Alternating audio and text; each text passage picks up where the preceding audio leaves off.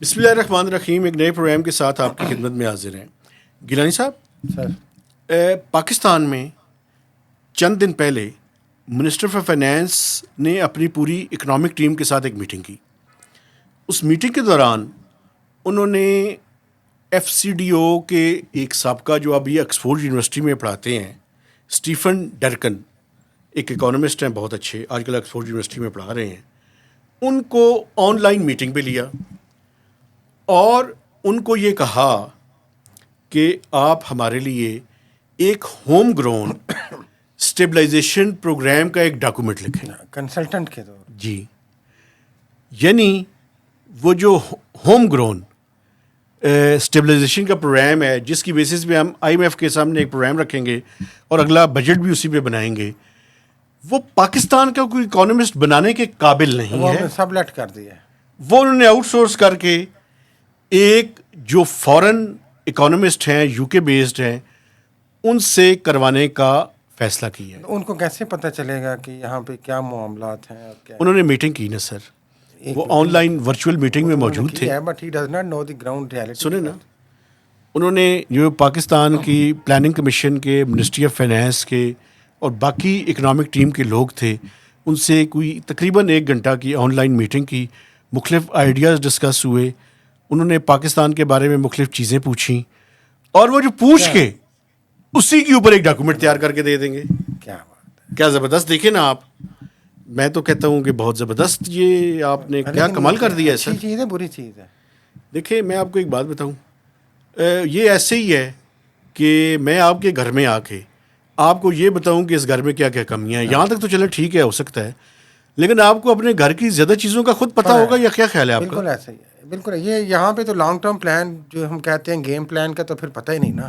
یہ بات گیم بڑی پلان ہی باہر سے آ جانا ہے ہاں وہی تو نا. پھر آگے کیا ہونا ہے بھائی. تو یہ اگر اس اچھا طرح ایک اور بات نظام بھی چل رہا ہے تو پھر ہے، ایک اور بات بھی ہے سر. پائڈ ایک ادارہ ہے ہاں جی جو کہ پلاننگ کمیشن کا ایک ایفیلیٹ ریسرچ تھنک ٹینک اور ڈگری ایوارڈنگ انسٹیٹیوشن بھی ہے. وہ آج کل بڑی رپورٹس کر رہے ہیں، صحیح. بہت زیادہ ان کی ہر ایشو کے اوپر رپورٹ ایک آئی ہوئی ہے. ان کو تو پوچھ نہیں رہے آپ. صحیح ہے. اور باہر کے فارن کنسلٹنٹ، مجھے ویسے ایک چیز سمجھ آتی ہے، ہاں جی شاید لابینگ کا حصہ ہے یہ. مے بی ادھر سے کہیں سے فرمائشی پروگرام نہ ہو. لیکن ایک بات میں آپ کو بتاؤں، اب ذرا تصور کریں آپ کہ یہ جو موجودہ فائنینس منسٹر ہیں کیسے چلے گا؟ یہ بالکل آؤٹ سائڈر کی طرح بیہیو کر رہے ہیں. یہ ایسے ہی ہے. میرے خیال ہے وہ معین قریشی اور وہ پھر وہ شوکت صدیقی والا شوکت عزیز والا مسئلہ ہوتا جا رہا ہے. لیکن یہ آپ یہ دیکھ لینا ناظرین کہ ایک اس چیز پہ آپ کے آگے آئی ایم ایف کا سسٹم چلنا ہے اور آپ کی ساری کنڈیشنز فلفل ہونی ہیں اور وہ ایک ایسے بندے کو کہا جا رہا ہے یقینی طور پہ وہ قابل ہوں گے، لیکن جو پاکستان کی گراؤنڈ ریالٹی سے براہ راست واقف نہیں ہے. بالکل. تو اس سے اندازہ لگا لیں ہماری پالیسیز کیا ہیں، ہماری ترجیحات کیا ہیں. ایک اور بڑی امپورٹنٹ بات، آئی ایم ایف کی ٹیکنیکل ٹیم اسلام آباد لینڈ کر چکی ہے. اچھا جی.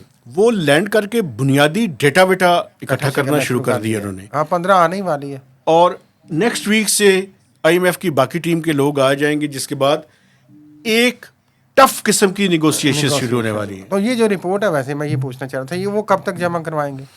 انہوں نے کہا ہے کہ میں چند دنوں کے اندر اپنا بنیادی پھڑکا دیا گا جو ہے وہ کروں گا. اچھا ایک اور بھی بڑی دلچسپ بات ہے، یہ جو اکانومسٹ ہیں انہوں نے چند دن پہلے ایک ڈان میں ان کا آرٹیکل بھی چھپا ہے. صحیح.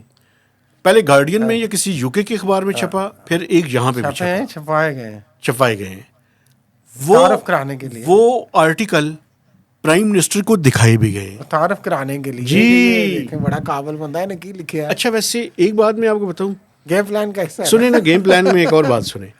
آپ کو پتہ ہے کہ یہ جو آرٹیکلز دکھتے ہیں اخبارات میں، ہاں جی، یہ جو بڑے بڑے مشہور اکانومسٹ اور ٹیکنوکریٹس اور بیوروکریٹس، ان کے بارے میں ایک ہمارے دوست نے بڑی زبردست ایک کی ہوئی ہے. انہوں نے کہا جی یہ حصہ ہوتے ہیں نیب کا. میں نے کہا نیب؟